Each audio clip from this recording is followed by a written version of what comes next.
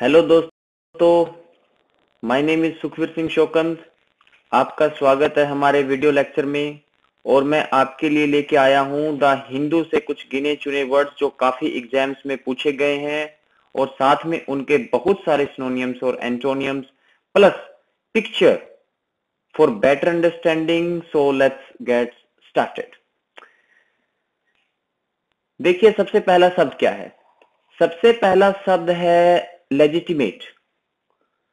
इसका मतलब देखिए क्या होता है हिंदी में। इसका मतलब होता है वैध या फिर कानूनी। इसके सिंटोनियम्स क्या होंगे? इसके सिंटोनियम्स होंगे legal, lawful, statutory,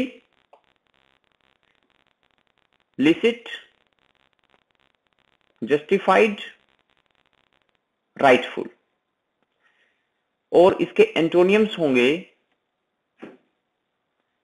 invalid, irrational, improper, unlawful.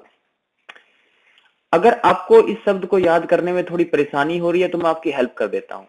इसको हम दो हिस्सों में तोड़ने की कोशिश करते हैं। देखिए, आगे वाला हिस्सा मैं आपको एक्सप्लेन करता हूं कि आगे वाला हिस्सा जो है उसको और इसको कंपेयर कीजिए। लीगल, आप इसको मान लीजिए कि ये लीगल से उठाया गया है, ये वाला वर्ड यहां पे। ये आगे वाला हिस्सा लीगल से उठाएगा। और पीछे अगर आप देखेंगे तो पीछे आप क्या पाएंगे? पीछे आपको मिलेगा मेट, METE। और मेट का मतलब होता है साथी, यानी कि ऐसा साथी जो लीगल है, तो वैध है या फिर कानूनी है। तो ये सारे के सारे वर्ड बहुत ही कॉमन से हैं। लीगल, लॉफुल, यानी कि आप इसको भी याद कर सकते हैं, लॉ मतलब कानून, स्टैट्यूटरी, लिसिट, जस्टिफाइड, राइटफुल। अगर हम इस पिक्चर पे ध्यान दें जो मैंने यहाँ पे आपके बेटर अंडरस्टैंडिंग के लिए लिए है, तो आप देखेंगे यहाँ पे लिखा हुआ है लेजिटिमेट। लेजिटिमेट यहाँ पे वर्क फ्रॉम होम जॉब, यानी कि कई आप देखते हैं अलग अलग एडवर्टाइजमेंट्स आती है कि घर से काम कीजिए। फिर हमारे अंदर ये फियर होती है कि वो कहीं गैरकानूनी ना हो। तो यहाँ पे लिखा है कि ये जो काम है ये गैरकानूनी नहीं, ये क्या है? लेजिटिमेट। तो इसका मतलब क्या है? ये कानूनी है, ये पूरी तरीके से वैध है। आपको अगर ये जॉब करते हैं तो आपको कोई परेशानी इसमें नहीं आएगी। आई होप कि आप समझ गए होंगे कैसे करना है इसको। चलिए, now move to the next word. कोशिश करें इन सारे शब्दों को साथ ही याद करने की। जो नेक्स्ट वर्ड है वो है हमारा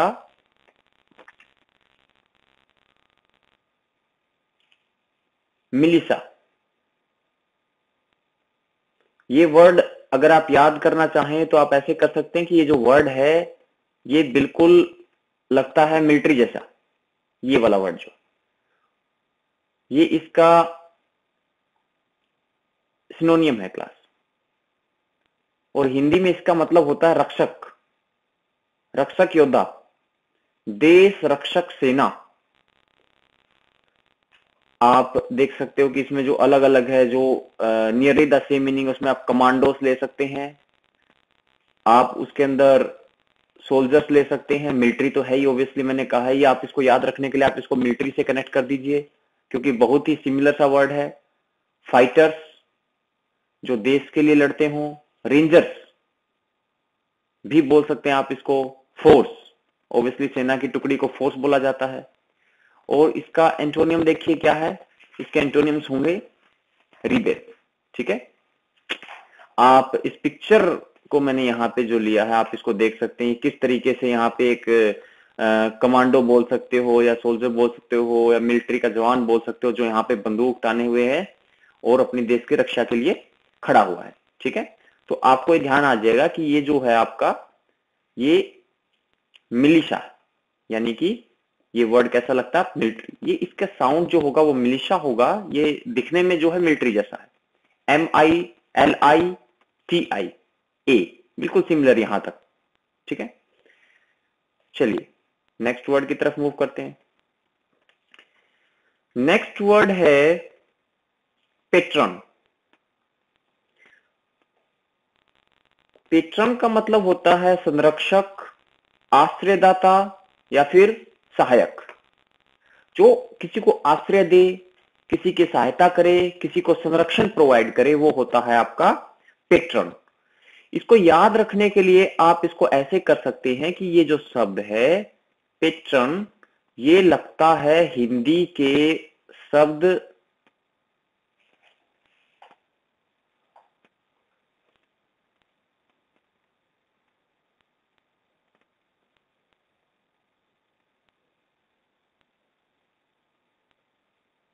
पत्थर जैसा। ठीक है, आप इसको ध्यान से पढ़ें। पत्थरों, क्या आप इसको ऐसे साउंड कर सकते हैं? पत्थरों, तो ये बन जाएगा पत्थरों की तरह। इसको मैंने क्यों पत्थरों का नाम दिया, उसको डिस्कस करने से पहले हम इसके एक बार सिनोनिम्स पे ध्यान देते हैं कि सिनोनिम्स कौन कौन से हैं। देखिए इसके सिनोनिम्स क्या क्या होंगे। Guardian, custodian, protector and supporter. ठीक है, और इसके एंटोनियम्स पे ध्यान दीजिए क्या क्या होंगे। एंटागोनिस्ट, ओपोनेंट, एनिमी एंड अपोजर, जो अपोज करे। तो मैंने इसका नाम क्यों दिया संरक्षक या आश्रयदाता को पत्थरों। देखिए जो पुराने जमाने में था, जब मैं बात कर रहा हूं आपकी स्टोन एज की, तो स्टोन ने सबसे पहले हमें आश्रय दिया। अब तो देखो हमारे पास घर है, बिल्डिंग्स हैं जहां पर इंसान रहते हैं। पहले हमारे पास कुछ भी नहीं था तो हम कहाँ रहते थे? गुफाओं में। और गुफाएं किस चीज से बनी हुई थी? पत्थरों से। और जो हम शिकार भी करते थे जिससे हम सरवाइव कर पाए, तो वो भी कहां से आया था? जो हमने भाले बनाए थे स्टार्टिंग में, वो कहां से बने थे? पत्थरों की हेल्प से, नुकीले पत्थरों की हेल्प से हमने क्या किया? शिकार करना सीखा। तो पत्थरों ने हमें संरक्षण प्रोवाइड किया। वो एक हिसाब से हमारे आश्रयदाता की तरह साबित हुए, वो हमारे सहायक साबित हुए। तो आपको इस तरीके से याद रखना, पत्थरों की सहायता से मनुष्य जाति विकसित हो सकी, सरवाइव कर पाई। ठीक है, नेक्स्ट वर्ड देखते हैं। नेक्स्ट वर्ड है कर्टेल। आप देख सकते हैं, स्पेलिंग भी ध्यान से करते रहें आप, क्योंकि कई पेपर्स में मिस स्पेलिंग भी आती है। तो कर्टेल, इसका मतलब क्या होता है? देखिए, सीमित या फिर कटौती। ठीक है, यानी किसी चीज में कटौती यानी कि कमी कर देना, उसको घटा देना। ठीक है, उसको सीमित करना, ये सारा का सारा मतलब होगा कर्टेल का। इसके सिनोनियम्स देखिए क्या क्या है। रिड्यूस करना, आपको पता है रिड्यूस करना क्या होता है? किसी चीज को कम कर देना।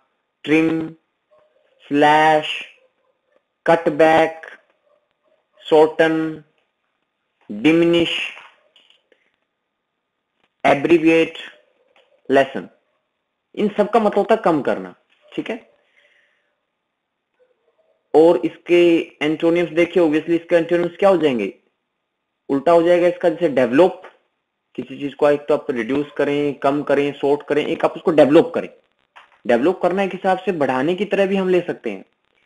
इसके अलावा क्या क्या है देखिए, एक्सपेंड करना, डेवलप करना, उसको एक्सटेंड करना, ग्रो करना, इंक्रीज करना, एनलार्ज करना। ठीक है, इसमें लार्ज है तो आसानी से याद कर सकते हैं आप। इसको लेंथन करना, उसके एक हिसाब से उसको बढ़ा ही देना होता है। लेंथन मतलब लेंथ को बढ़ा देना। तो अगर आपको इसको याद करने में प्रॉब्लम हो रही है कर्टेल को, तो मैं आपको बता देता हूं इसको कैसे याद करना आपने। देखिए, ईडी तो ये वर्ब है, क्योंकि यहाँ पे वी लिखा है तो इसका मतलब है ये वर्ब है, और यहाँ पे ईडी तो वर्ब की थर्ड फॉर्म को यहाँ पे रिप्रेजेंट कर रहा है। तो ये मेन चीज नहीं है यहाँ पे। यहाँ पे ये मेन चीज नहीं है, तो ये जो मेन शब्द है वो क्या हो जाएगा? कर्टेल। तो यहां पर आप देख सकते हैं इसका जो लास्ट पार्ट है वो क्या है? Tail, TAIL। ठीक है, टेल का मतलब होता है पूंछ। और आगे आप देख रहे हो CUR। आप इस R को रहने दें, तो अगर आप आगे से सिर्फ CU और T को ले लें और पीछे से ले लें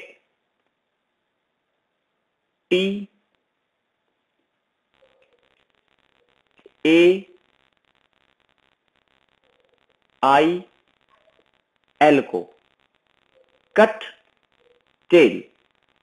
टेल मतलब पूंछ, और उसको काट देना। अब देखो जो छिपकली होती है, आप देखते हो कई बार उसकी टेल क्या होती है, कटी हुई होती है। तो अगर मैं कहता हूं कट यानी कि कट होना, और टेल, टेल को अगर काट दिया गया तो क्या होगी, ऑटोमेटिकली क्या होगी, वो रिड्यूस होगी, वो डिमिनिश होगी, वो कम होगी, एक हिसाब से घट गई, छोटी होगी, कटौती होगी उसकी पूंछ की लंबाई में। तो आप ऐसे आ सकते हो, curtail cut the tail, cut the tail is equal to curtail. ठीक है, इससे आप देखोगे कि इसको याद करना बहुत आसान हो जाएगा। अब अगर मैं पिक्चर पे ध्यान दूं, ये जो पिक्चर हमारे पास है, अगर इस पे ध्यान दे तो देखिए क्या है यहाँ पे, ये पूरी मीनिंग दी हुई है यहाँ पे, कर्टेल। इसका मतलब to cut short, diminish, reduce, average.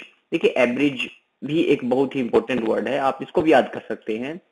जो ये शब्द है इसमें क्या कर सकते हैं आप, ए को अलग कर दीजिए और आपके पास बचेगा ब्रिज, बी आर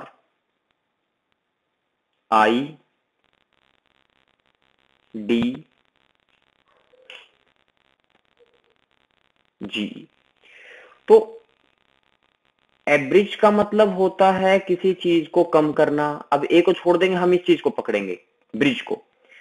ब्रिज भी एक हिसाब से, मान लीजिए बीच में नदी है, दोनों तरफ दो गांव है, तो ब्रिज क्या करता है, ये मान लीजिए एक गांव है और एक गांव ये है, ठीक है, और बीच में जो है इन दोनों के यहाँ पे ऐसे इस तरीके से यहाँ पे नदी बह रही है, और यहां पर हम इस तरीके से एक पुल का निर्माण कर देते हैं, यहाँ पे ब्रिज मान लीजिए, सपोज कीजिए इट इज ए ब्रिज। ठीक है, तो ये जो ब्रिज है ये क्या करेगा, ए गांव की जो दूरी है बी गांव से, उसको क्या कर देगा, उसको डिमिनिश कर देगा, शॉर्टन कर देगा। ठीक है, यानी घटा देगा, उसको उसको रिड्यूस कर देगा। आपका जो टाइम लगता था विलेज ए से विलेज बी में जाने के लिए, वो क्या हो जाएगा, वो भी रिड्यूस हो जाएगा।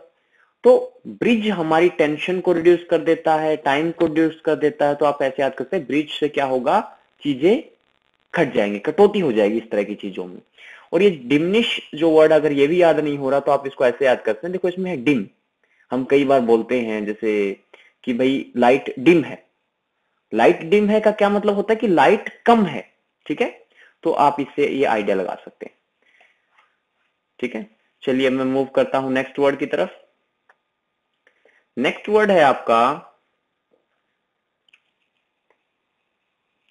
प्रोलिफरेट। मैं बार बार कह रहा हूं आपसे कि स्पेलिंग बड़े ध्यान से करें आप। ये भी एक वर्ब है, क्योंकि मैंने अगर वी लिखा है तो वी का मतलब है कि ये वर्ब है। अब इसकी मीनिंग देखिए हिंदी में क्या होगी, इसका मतलब होगा तादाद में बढ़ना। ठीक है, जब तादाद बहुत तेजी से बढ़ रही है तो वो क्या होगा, आप कह सकते हो उसमें प्रोलिफरेट। अब देखिए सिनोनियम्स क्या है इसके, इसका सिनोनियम्स है सबसे पहले escalate, generate, reproduce, multiply, mushroom. ये भी बहुत इंपॉर्टेंट वर्ड है, ध्यान रखना। मशरूम का मतलब भी होता है तादाद में बढ़ना। ठीक है, और अगर हम देखें इसके जो एंटोनियम्स हैं वो क्या होंगे, श्रिंक यानी कम हो जाना ये होता है, डिक्लाइन, डिक्रीज, लेशन। ठीक है, ये सारे के सारे हो जाएंगे इसके एंटोनियम्स। अगर आपको इसको याद करने में दिक्कत आ रही है कि भाई अब इस शब्द को कैसे याद करें, प्रोलिफरेट को, तो हम इसको तीन हिस्सों में तोड़ देंगे। पहला हिस्सा होगा प्रो, दूसरा हिस्सा होगा लाइफ, और तीसरा हिस्सा होगा रेट। तो देखिए आज के टाइम में जो लाइफ की जो रेट है, ठीक है, वो बहुत ही, उसकी जो तादाद है लाइफ की, वो क्या है, बहुत ही तेजी से बढ़ रही है, तादाद में बढ़ोतरी। यानी जो रेट है लाइफ की वो क्या है, वो बढ़ रही है, उसकी तादाद जो है रेट की वो बढ़ रही है। ठीक है, इस तरीके से आप इसको याद कर सकते हैं। चलिए आप इस पिक्चर पे ध्यान दें, ठीक है। और इसमें जो है मीनिंग भी लिखी हुई है, अगर आप नीचे देखें, इंक्रीज रैपिडली इन नंबर्स, मल्टीप्लाई, वो कहलाता आपका प्रोलिफरेट। तो ये देखिए यहाँ पे बहुत सारे रैबिट्स दिखा रखे हैं, आप इस लाइन को पढ़िए, rabbits reach reproductive maturity in 1 year so they can proliferate extremely fast. तो आप यहां पे देखते हैं कि वो बहुत ही तेजी से अपनी तादाद को बढ़ा सकते हैं, उसमें बढ़ोतरी कर सकते हैं। ठीक है, आप देखते हो यहाँ पे so many rabbits are there. ठीक है, आई होप कि इस पिक्चर से आपको और अच्छे से अंडरस्टैंडिंग बनी होगी इस वर्ड के बारे में। चलिए आगे बढ़ते हैं। नेक्स्ट वर्ड है वाइब्रेंट, और ये एक एडजेक्टिव है। जब मैं लिख रहा हूं एडी तो इसका मतलब हो जाएगा एडजेक्टिव। यहां पे देखिए जीवंत, इसका मतलब क्या है? जीवंत, यानी जब जोश जुनून भरा हुआ हो, ये नहीं कि बिल्कुल निर्जीव की तरह हैं आप। तो देखिए इसके सिनोनिम्स देखिए, आपको बिल्कुल एग्जैक्टली आइडिया आ जाएगा। एक्टिव, लाइवली, डायनेमिक, ठीक है, एनर्जेटिक, विगोरस। देखो इसमें ऐसा लगता है विगोरस, रस, ठीक है। तो रस को जैसे मान लीजिए आप जूस की तरह, तो विगो कोई रस है, उसको पीने से क्या आता है? आप एक्टिव हो जाते हैं, लाइवली हो जाते हैं, डायनेमिक हो जाते हैं, आप एनर्जेटिक हो जाते हैं। ठीक है, देखिए विविड। इसमें देखो लास्ट में क्या है, अगर आप ध्यान देंगे, इसमें लास्ट में है आपका विड, यानी वीडियो, और ये है वी आई। इसको मैं साउंड के हिसाब से अगर जाऊं तो पढ़ सकता हूं WE, यानी कि वी। जब हम इस तरह की कोई इंस्पिरेशनल वीडियो देख लेते हैं तो हम क्या हो जाते हैं? एक्टिव हो जाते हैं, डायनेमिक हो जाते हैं, एनर्जेटिक हो जाते हैं। ठीक है, अब मैं फोकस करूंगा इसके एंटोनिम्स पे। ठीक है, एंटोनिम्स देखने की कोशिश करते हैं। Dispirited, idle, lazy, unactive, lethargic, sluggish, lifeless. ठीक है, आई होप कि इसमें ज्यादातर वर्ड तो आप समझ ही चुके होंगे। इसमें अगर कोई वर्ड आपको परेशान कर सकता है तो हो सकता है ये वर्ड, ये थोड़ा याद ना हो रहा हो आपसे। तो इसको भी आप कैसे कर सकते हैं? इसको 2 हिस्सों में तोड़ दें। आप यहां से एक तो इसमें से देखो ध्यान से, हिंदी का लठ, लठ ले सकते हैं, और एक वर्ड जो आपको इसमें दिख सकता है वो है हार, यानी HAR तो हो गया हार। ठीक है, और LET इसको लट की तरह ले लो, LETH ले लो, चाहे उसको 2 टाइम्स हम काउंट कर लेंगे। ठीक है, तो वो हो जाएगा लट, लठ हार। यानी कि आप हार जाते हैं, थक जाते हैं, तो आपको लठ की जरूरत होती है, यानी सहारे के लिए जिस लट्ठी होती है जो आपकी, ठीक है, लाठी होती है, स्टिक होती है मान लीजिए। तो जब आप हार जाएंगे तो आपको क्या होगी? लाठी की जरूरत। तो इस तरीके से आप इस शब्द को तोड़ सकते हैं। ठीक है, उससे आप समझ आओगे भाई हार गया लठ, इसका मतलब कि बिल्कुल एक्टिव नहीं है इंसान। ठीक है, डायनेमिक नहीं है। जनरली एज के साथ हमें, आप देखते हो कि एज जब ज्यादा हो जाती है तो हमें क्या होती है? लाठी की जरूरत होती है, क्योंकि उस टाइम हम लेजी हो जाते हैं, अनएक्टिव हो जाते हैं, उम्र के हिसाब से लाइफलेस हो जाती है एक हिसाब जिंदगी।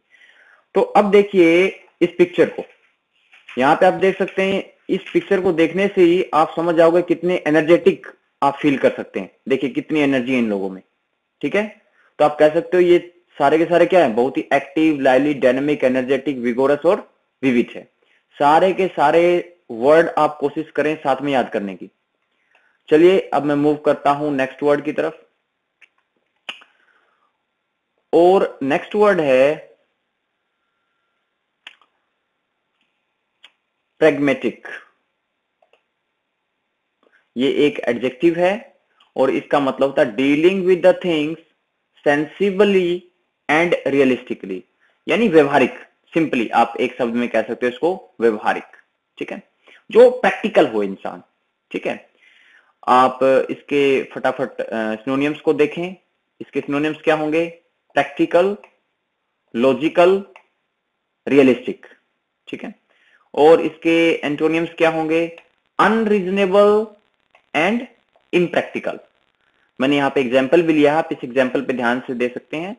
ठीक है, यहाँ पे पिक्चर भी है, तो पिक्चर के अंदर ही एग्जाम्पल है, तो आप वहां से ही डायरेक्टली रेफर कर लीजिए।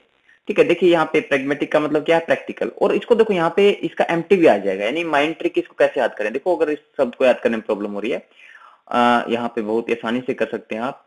PRA यहाँ पे है, तो प्रैक्टिकल जो इसकी मेन मीनिंग है उसमें भी PRA है। ठीक है, और देखो प्रैक्टिकल, देखो इसमें टिक भी है, TIC जो यहाँ पे है, TIC। तो मोस्ट ऑफ द वर्ड्स क्या है इसमें मैच हो रहे हैं, प्रैक्टिकल। ठीक है, practical, pragmatic is equal to practical, तो इससे आप याद कर सकते हैं इसको। ठीक है, चलिए मूव करते हैं नेक्स्ट वर्ड की तरफ। और नेक्स्ट वर्ड है आपका डीमिस्टिफाई।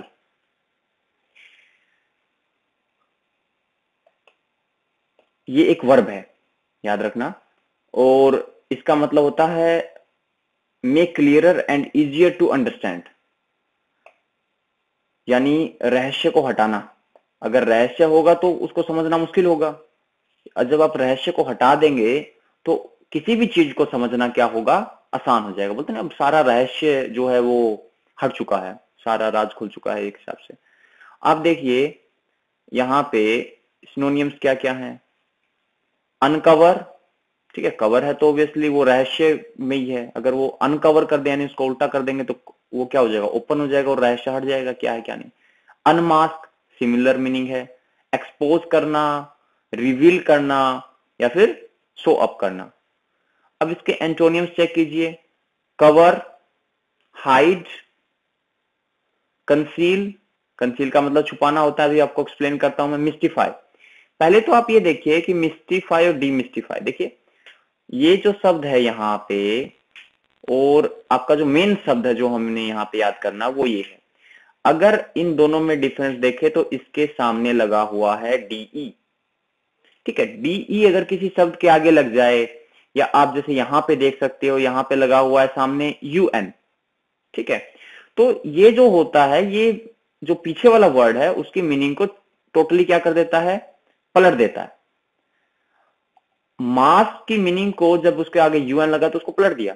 कवर है तो अनकवर हो गया, यानी उसके आगे एक हिसाब से UN का मतलब होगा note, note cover, note mask, note having any mask. या फिर यहाँ पे देखो मिस्टिफाई, ये जो वर्ड है आप देख सकते हैं क्लियरली, ये कैसा लगता है, ये लगता है मिस्ट्री जैसा।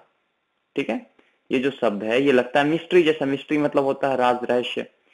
तो आगे लग गया उसके D, यानी कि कोई राज नहीं है, रहस्य हट चुका है, राज ही नहीं है। ठीक है, ये बहुत ही आसान कर। यहाँ पे आप देखें पिक्चर, पिक्चर में आपने क्या देख रहे हैं, यहाँ पे आप देख रहे हो कि ये बच्चा बहुत ही ज्यादा बेचारा परेशान है। एक्चुअली मैं भी मैथ से बड़ा परेशान हूं। तो ये देख रहा है कि द मैट्रिक्स, अब इसके कुछ समझ नहीं आ रहा है, क्योंकि मैं यहीं से जज कर सकता हूं कि ये बच्चा बहुत ही ज्यादा प्रॉब्लम में। ठीक है, तो डीमिस्टिफाई द मैट्रिसेस, ये कह रहा है भाई इसको प्रॉब्लम दी गई है टीचर के द्वारा कि ये जो आपके सामने मैट्रिसेस है इसको डीमिस्टिफाई करें, यानी इसका रहस्य हटाएं, इसको सोल्व करें। जब आप सोल्व करेंगे तभी तो रहस्य हटेगा उसका। और मुझे नहीं लगता कि ये बेचारा कुछ कर पाएगा, क्योंकि मैं भी नहीं कर पाता है। तो आगे चलिए, नेक्स्ट वर्ड है रैक्ट। ठीक है, ये एक वर्ब है और इसको याद करना बहुत आसान है। देखिए इसका मतलब क्या है, इकट्ठा करना, बटोरना, या फिर एकत्र करना। ठीक है, यानी कि इकट्ठा करना एक हिसाब से होगा, यानी कि बहुत सारी चीजें बिखरी हुई हैं उसको इकट्ठा करना। ठीक है, इसके सिनोनियम्स देखिए क्या क्या है। इसके सिनोनियम्स होंगे गैदर या फिर कलेक्ट। यहाँ पे मैं थोड़ा सा पॉइंट और डालना चाहूंगा। गैदर हम इंसानों को जब करना होता है गैदर, और जब कोई नॉन लिविंग थिंग्स है जैसे पेन है, पेन को कलेक्ट करेंगे, पेपर बिखर गए हैं, तो पेपर को अगर बोलेंगे भाई तो गैदर नहीं किया जाएगा, पेपर पेपर कलेक्ट किया जाएगा। तो ये कई बार आपका पूछ लेते हैं इस तरह के शब्द भी, तो आपको थोड़ी सी नॉलेज होनी चाहिए इसके बारे में। इसके एंटोनियम्स देखिए क्या है, डिस्पर्स, डिवाइड और स्कैटर। ऐसे वर्ड जो एक हिसाब से बांट देंगे चीजों को या फिर बिखेर देंगे, ये सारे के सारे इसके एंटोनियम्स हो जाएंगे। अब इसको याद करना तो बहुत ही आसान है, क्योंकि इस लड़के ने, जो टोपी वाला लड़का है जिसने जीभ बाहर निकाल रखी है अपनी, ठीक है, और टोपी भी बड़ी पैनी सी पहन रखी है। तो इसके हाथ में क्या देखें, ये जो चीज है इसको बोलते हैं, ये जो चीज है इसको बोलते हैं रैक, ठीक है, और वर्ब की थर्ड फॉर्म यहां पे इस्तेमाल की गई है रेक्ट। ठीक, तो ये जो इंस्ट्रूमेंट है इसी से ये वर्ब बनाया गया है, ठीक है। तो आपने ये मेरे हिसाब से याद हो गया होगा कि ये रेक्ट मतलब इकट्ठा करना, क्योंकि ये इसी काम आता है। आज का लास्ट वर्ड है आर्टिकुलेट, ठीक है। आर्टिकुलेट का मतलब क्या होता है, सबसे पहले वो जानते हैं। ये वर्ब और एडजेक्टिव दोनों हो सकता है। कई बार क्या होता है, बहुत सारे ऐसे शब्द होते हैं जो नाउन होते हैं, वो वर्ब की तरह भी इस्तेमाल करते हैं। जैसे रैक, अगर मैं उस इंस्ट्रूमेंट के लिए बात कर रहा हूं तो वो नाउन है, लेकिन जब मैं उसको सेंटेंस में सब्जेक्ट के बाद इस्तेमाल करता हूं तो वो वर्ब का काम भी कर सकता है। तो उसी हिसाब से ये जो आर्टिकुलेट है ये कई बार वर्ब का तो कई बार एडजेक्टिव का काम भी करता है, ठीक है। इसके लिए आप मेरी क्लासेस लगाएंगे तो उसमें बिल्कुल क्लियर हो जाएगा आपको कि वर्ब कब होता है कोई शब्द और एडजेक्टिव कब होता है।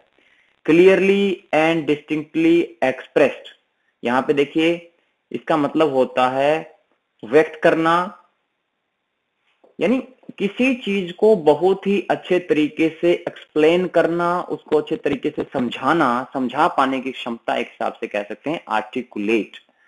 अब देखिए यहाँ पे इसके सिनोनियम्स क्या हैं। इसके सिनोनियम्स है क्लियर। क्लियर ऑब्वियसली जब बोलते हैं स्टूडेंट सर हमें क्लियर हो गया, तो इसका मतलब मैंने उनको ठीक तरीके से आर्टिकुलेट कर दिया उस चीज को। एपरेंट का मतलब भी ये था लूसिड, ये बहुत बार इस्तेमाल किया जाता है वर्ड, याद रखना इसका मतलब होता है क्लियर।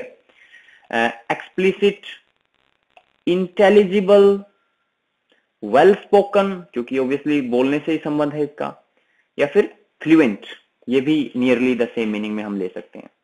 अब देखिए एंटोनियम्स में क्या क्या आएगा इसका। इनआर्टिकुलेट, यानी कि देखिए कई बार ये होता है कि जैसे मैंने आपको बताया डीई लग जाए किसी शब्द के आगे, यूएन लग जाए, तो यहां पे हम देख रहे हैं कि आई एन भी अगर किसी के आगे लगता है तब भी उसकी मीनिंग में चेंज आ जाता है, वो पलट जाती है उसकी मीनिंग। और इसके अलावा देखिए आगे क्या है, अनइंटेलिजिबल, तो ये तो हम कर ही चुके हैं कि किसी शब्द के आगे अगर आप लगा देंगे यूएन तो उससे भी उसकी मीनिंग पलट जाती है, ठीक है। इवन यही नहीं, आप जो नेक्स्ट वर्ड देखेंगे इसमें है आपका मिस रिप्रेजेंटेड, ठीक है। तो इसमें भी आप देख रहे हो क्या आ गया है, मिस, MIS, ये भी आपका एक हिसाब से नेगेटिव वर्ड बना देता है इसको, ठीक है। और इससे नेक्स्ट वर्ड जो है वो भी बिल्कुल आप देख सकते हो, क्लियर का अनक्लियर हो गया, ऊपर क्लियर था नीचे अनक्लियर, ठीक है। तो यहां पर भी आप देखेंगे कि इसके आगे क्या लगा है, UN। तो एग्जामिनेशन पॉइंट ऑफ व्यू से बहुत इंपॉर्टेंट है कि ये जो तीन शब्द हैं जैसे इन, UN या MIS, ये वर्ड की मीनिंग को टोटली चेंज कर दे, जैसे अंडरस्टूड, मिसअंडरस्टूड, ठीक है। तो गलत होता है इसका मतलब, गलत, बैड, रोंग, ठीक है, मिस का। अब आता हूं पिक्चर पे। पिक्चर बिल्कुल क्लियर है, जैसे इसकी मीनिंग क्लियर है वैसे ही पिक्चर भी क्लियर है। यहाँ पे सिर्फ ये डिफाइन कर रहा है यहाँ पे कि स्पीकिंग क्लियरली होता है आपका आर्टिकुलेट। अब कुछ बच्चों को ये प्रॉब्लम हो रही होगी कि इस आर्टिकुलेट को ही कैसे याद रखें कि भाई इसका मतलब होता है क्लियर, अच्छे तरीके से समझा पाना। तो देखिए इसके लिए मैं आपको एक ट्रिक बताता हूं। आप इसको तीन हिस्सों में तोड़ दें, एक तो ARTI, एक CU, और जो तीसरा हिस्सा है वो है लेट, ठीक है। और ये जो CU है इसको हिंदी के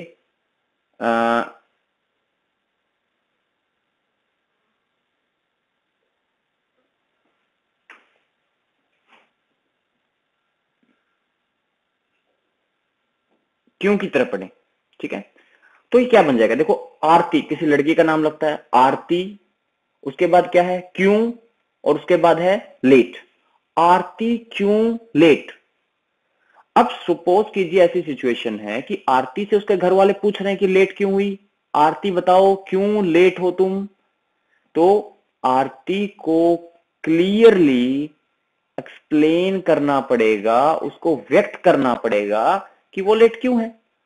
कि पापा आज सेंटर पे एक्स्ट्रा क्लास लगी थी, आज ऑटो खराब हो गया था, या फ्रेंड्स के साथ थी, जो भी कारण होगा आरती को ये एक्सप्लेन करना पड़ेगा कि वो लेट क्यों है। ठीक है, आरती क्यों लेट, तो ये आप इस तरीके से कर सकते हैं आर्टिकुलेट को याद। तो इसी के साथ आज का जो वीडियो लेक्चर है वो खत्म हो जाता है यहाँ पे। ठीक है, आई होप मैंने पूरी कोशिश की है कि आपको हर एक वर्ड अच्छे तरीके से समझाएं। मेरी और कोशिश रहेगी कि आने वाले लेक्चर्स में मैं और ज्यादा अच्छे से आपको ये चीजें समझा पाऊं, और ज्यादा अच्छे वर्ड्स लेके आऊं आपके सामने, और बेहतर कर सकूं इसको। अगर आपको ये वीडियो अच्छी लगी तो प्लीज आप YouTube पे जाएं, वहां पे आप मेरे जो सब्सक्रिप्शन का ऑप्शन होगा चैनल का, उसको सब्सक्राइब करें और लाइक करें और शेयर करें इस वीडियो को। Thank you.